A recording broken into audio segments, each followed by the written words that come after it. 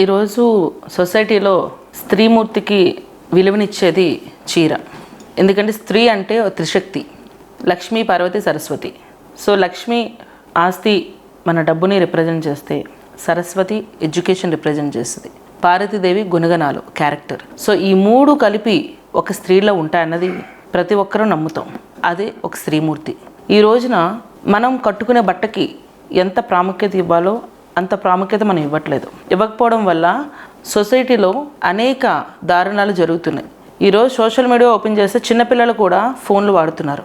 ఫోన్లు ఓపెన్ చేస్తూ ఉంటే బికిలీలు వేసుకునే డ్రెస్సెస్, అశ్లీలతగా ఉన్న డ్రెస్సులు చూడలేకపోతున్నాం. సో అలా చూస్తూ యువత బయటికి వెళ్ళి గ్యాంగ్ రేపులు చేయడాలు, మద్యానికి బానిసలు అవ్వడాలు, ఇంకా ఏవేవో అదర్ ఎక్సైట్మెంట్స్, టెంప్టేషన్స్కి లోనవడాలు. సో ఇవి ప్రతి ఇంట్లో కూడా, ప్రతి కుటుంబంలో కూడా, ప్రతి తల్లిదండ్రులు కూడా బిడ్డలు బాగుండాలని కోరుకుంటాం. కాకపోతే ఇట్లాంటివి జరుగుతున్నప్పుడు వీళ్ళంతా ఎందుకు వస్తున్నారబ్బా, మా బిడ్డల జీవితాలను నాశనం చేయడానికి వస్తున్నారా అన్నది ఆలోచన ప్రతి ఒక్క తల్లిదండ్రులకు ఉంటుంది. ముఖ్యంగా ఈ మధ్యన మనం జరుగుతున్నది అనసూయ, ఆమె వస్త్రధారణ విషయంలో చాలామంది అగెనెస్ట్గా మాట్లాడుతున్నారు. 100% అది కరెక్ట్ కూడా.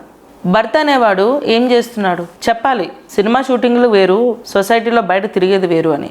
మనం షూటింగ్లోనే అట్లా ఉంటాం, బయట కూడా అట్లానే ఉంటాం. అలా ఉంటేనే మన క్యారెక్టర్స్ రావాలి అనుకుంటే of course now you are well enough. మంచిగానే సంపాదించుకున్నావు, నీకంటూ ఒక సొంత ఇల్లు ఉంది, మంచిగానే నెలకి ఇన్కమ్ తెచ్చుకుంటున్నావు. ఇంకా ఎందుకు నీకు దురాలోచన? మంచి బట్టలు కట్టుకో. అట్లీస్ట్ సమాజానికి ఒక మెసేజ్ ఇచ్చేటట్టుగా ఉండాలి మనం. చాలామంది హీరోయిన్స్ ఉన్నారు, చాలామంది ఆర్టిస్టులు, చాలామంది యాక్టర్స్, పెద్దవాళ్ళు ఉన్నారు, చిన్నవాళ్ళు ఉన్నారు. వాళ్ళందరూ కూడా వాళ్ళు ఎట్లా బిహేవ్ చేస్తున్నారు చూసి నేర్చుకో. ఎందుకంటే అట్లీస్ట్ ఈ సంక్రాంతి నుంచైనా 2026 నుంచైనా కూడా నువ్వు మంచిగా ఒక రియల్ అయిన స్త్రీమూర్తిగా ఉండాలన్నది మేము అందరం కోరుకుంటున్నాం. ఊరికూరికనే తిట్టుకోవడాలు, ఊరికూరికనే అనిపించుకోవడాలు అనేది కరెక్ట్ కాదు.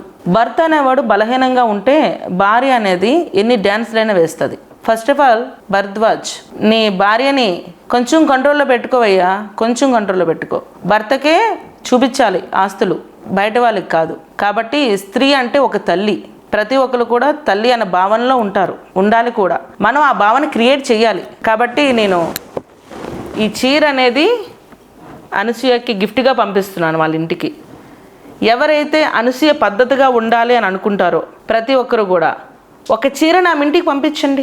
మీరు పంపిస్తేనే ఆమె పద్ధతిగా మారుతుందేమో ఒక అవకాశం, ఒక ఆలోచన. సో ఒక చీర ఛాలెంజ్ అనేది మనం చేస్తున్నాం.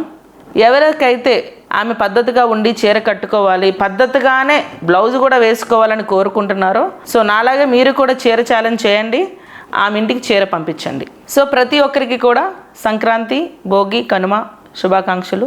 ఈ పరాభావ నామ సంవత్సరం అందరికీ బాగుండాలని, అనసూయ లాంటి వాళ్ళ పరిస్థితి వేరే యాక్టర్స్కి రాకూడదని నేను కోరుకుంటూ ప్రతి ఒక్క మహిళ పద్ధతిగా ఉండాలి అన్నది మా కోరిక.